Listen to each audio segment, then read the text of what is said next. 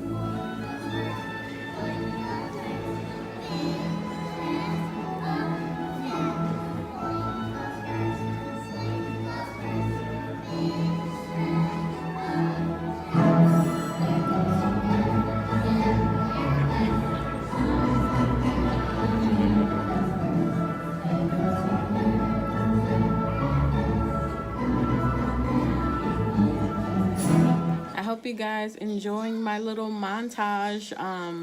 You're not really supposed to be recording when you're in the dance, you know what I'm saying, because they pushed their DVDs, so it wasn't really supposed to be videotaping. But how can you not?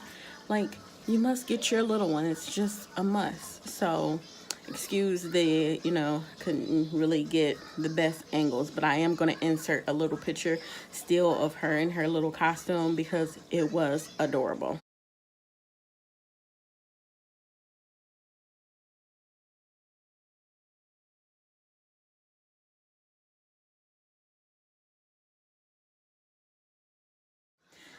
Okay, so let's begin.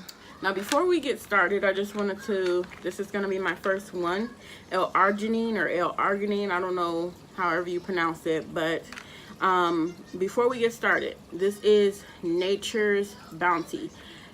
Brands do matter. A lot of people, I've seen a lot of people take, and myself included, and this is how I learned that taking non-name brand, like CVS brands and different other brands, are not always the best way to go. Some non-name brands is perfectly fine, and the only thing I would suggest is that you look at the ingredients. Get one of the more expensive ones, get the ingredients, and then get one of the less expensive ones and compare the ingredients, because you will find, and then Google the ingredients, because a lot of them have fillers and different things that are not good for you, especially on this TTC journey. We don't need any more things inhibiting us from getting pregnant. And I had a really bad experience with one brand. It was really like an off brand, I don't know, that I got off of Amazon. It was like $8.99, and I thought, oh, this is nice and cheap, right up my alley. And I was so sick, and one of the it had like a wheat filler or some kind of crazy filler in there that it really shouldn't have even had in there. So just make sure that if you are not buying a brand name, to compare and contrast the ingredients, because some ingredients are not good for a TTCer. This is LArginine, that's how I pronounce it anyway. And for men, it helps increase the volume of sperm and motility, I believe. Look at that. But for women, it is good to increase blood flow, and it's good vascularly for you're trying to conceive. And also it's research says that it's good for your CM also. So I will be continuing this. This is evening Primrose Oil. It is very versatile, but again, this is another one that is good for your CM. The older you get, women over 30 have less days of cervical egg white CM, and it becomes more watery, which is not bad. Watery is still good to get the sperm where it needs to go, but you want more days of egg white CM, and so this is supposed to help with that.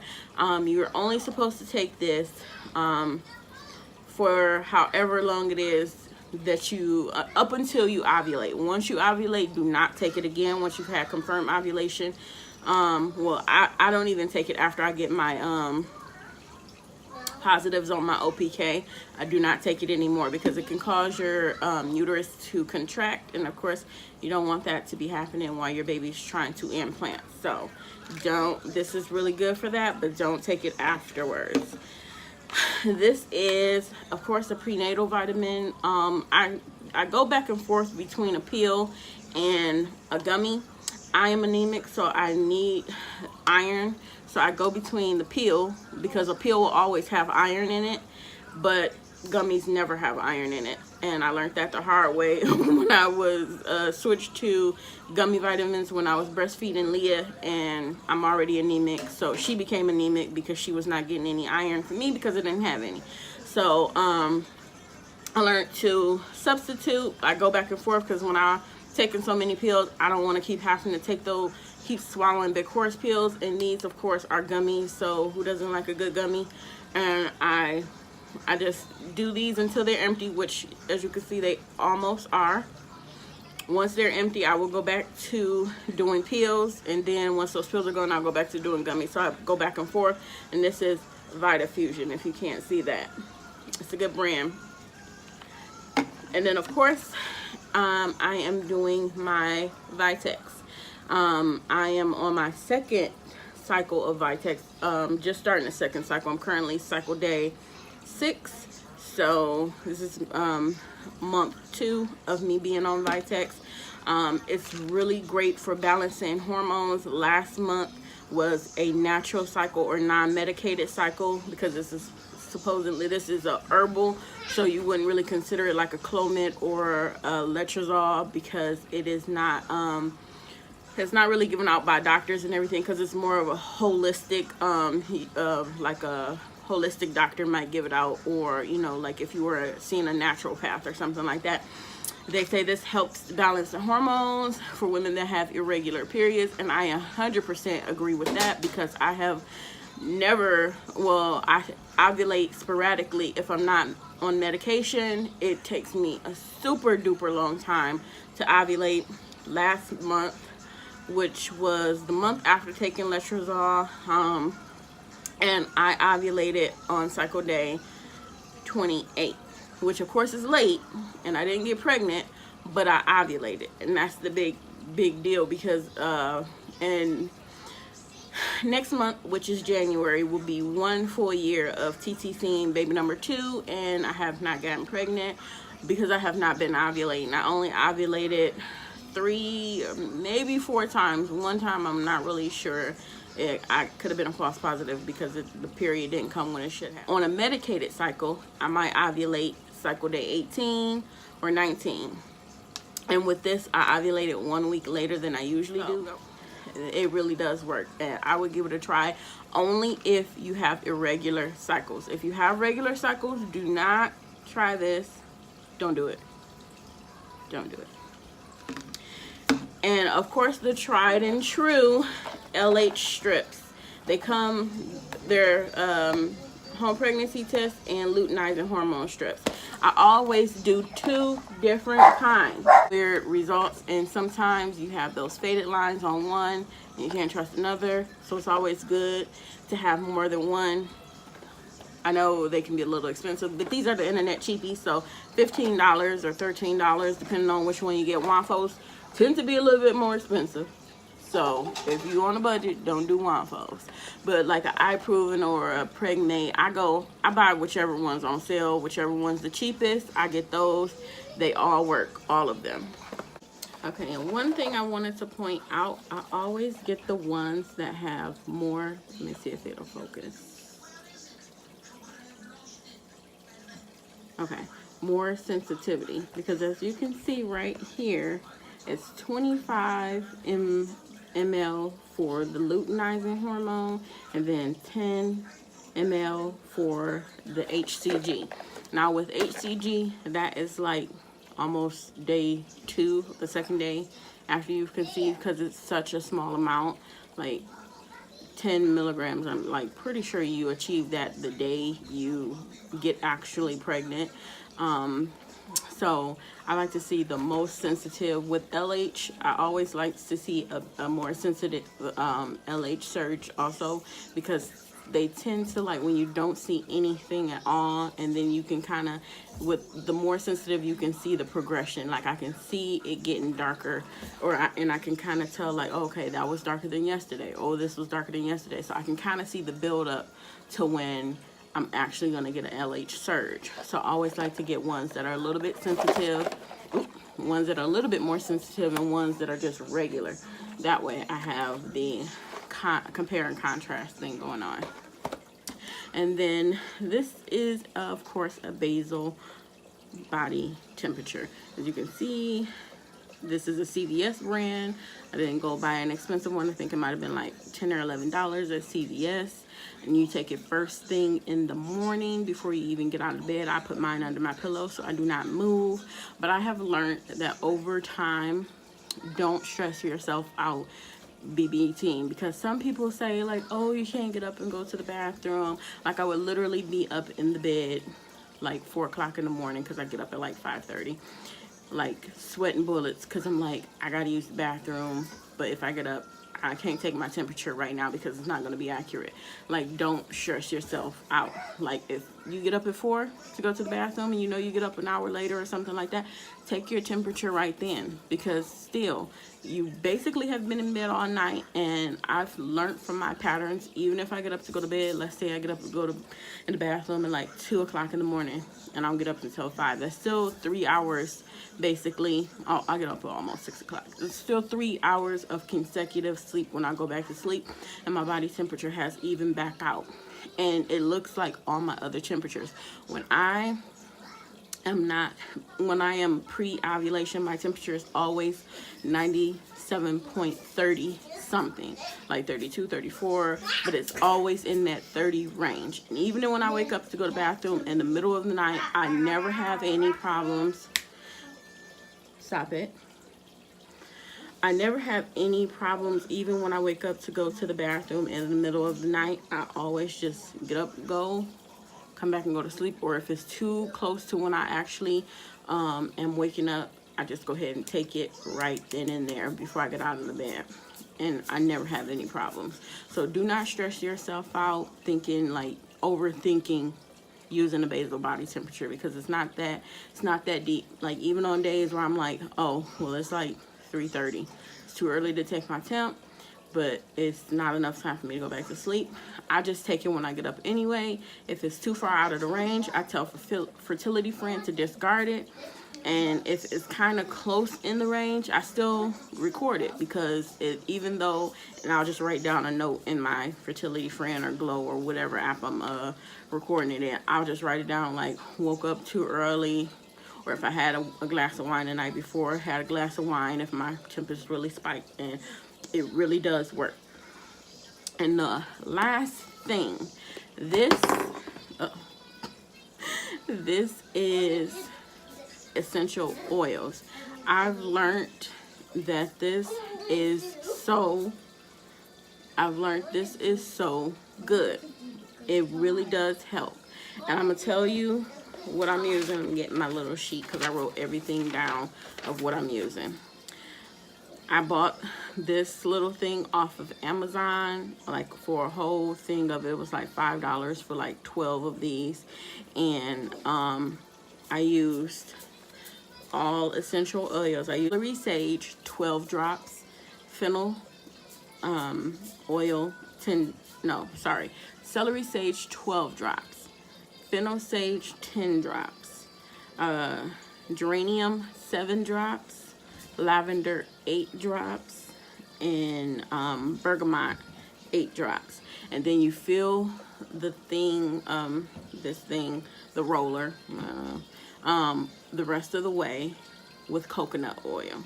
And you shake it up, and then I roll on on the inside of my ankle and on the outside of my ankle. I would Google like essential oil points, because I found a really great guy on the internet that showed where you should put these, like, and you should also roll it on the lower abdomen once a day when you do that. And then you can only do this again up until you ovulate. Do not use this anymore after you've ovulated. And I actually only use it for the first 10 days of my cycle. Usually sometimes I go up to like 15, but I only do it about 10 to 15 days of my cycle. And I really like still using the lavender. He didn't eat anything. He didn't eat anything. No. And I still use like lavender, like in between cycles if I know I didn't, because it helps relax it. It helps relax you. And peppermint oil. If you have a headache, put a little peppermint oil on your temple, and it works. But this is really great. So definitely give that a try. And that is it. Those are all the things that I use when I am TTCing. That is going into the new year. I'm going to be diligent. I did also use castor oil packs, but I've learned that the castor oil packs, I was for some reason having mid-cycle bleeding. I had a video that I titled, I think it was horrible Primrose side effects, because I thought that was my first time using Primrose, and I had also had mid-cycle bleeding around 5 days DPO. I started to spot, and I spotted all the way into my period, and I thought it had something to do with the letrozole or Primrose, because that was my first time using it.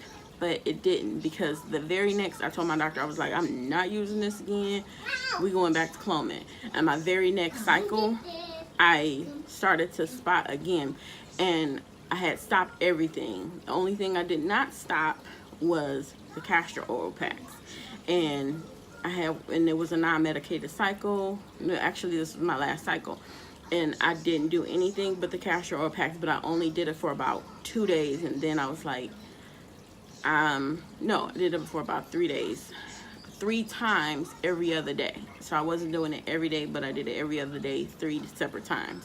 And then like maybe about 5 or 6 days later, I started to spot again, and I'm like, I'm not even nowhere near ovulating, but I have already had my period. I shouldn't be spotting right now.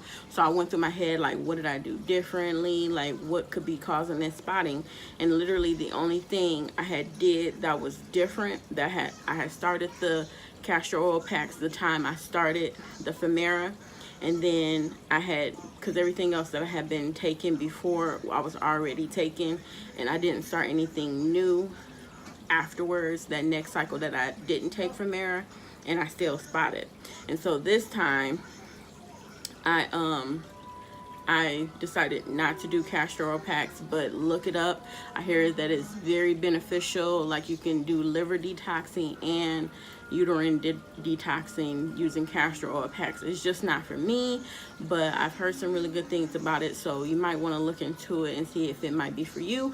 But just a warning, if you do get some spotting, she told you that it happened that way. So just stop it and move on to something else. And just know that it's not, but my doctor told me it really won't affect spotting, really won't affect anything. But I think anytime when you're losing blood, it's not good. And like, if your baby is trying to implant, you using blood is not a good thing. So I didn't really understand how spotting wasn't hurting anything, because it doesn't, but that's neither here nor there. That is it for my 2019 TTC must-haves. I am claiming it in the name of Jesus. I will have my baby 2019. I don't know if I will be pregnant in 2019. Hopefully I'll have the baby in 2000. But you only get 3 months to do it if you do get pregnant. So I'll stop rambling and let you guys go. Thanks so much for sticking around. Why don't you go ahead and hit that subscribe button if you are not a subscriber, and if you are, thanks so much for watching this video. Thanks so much for watching.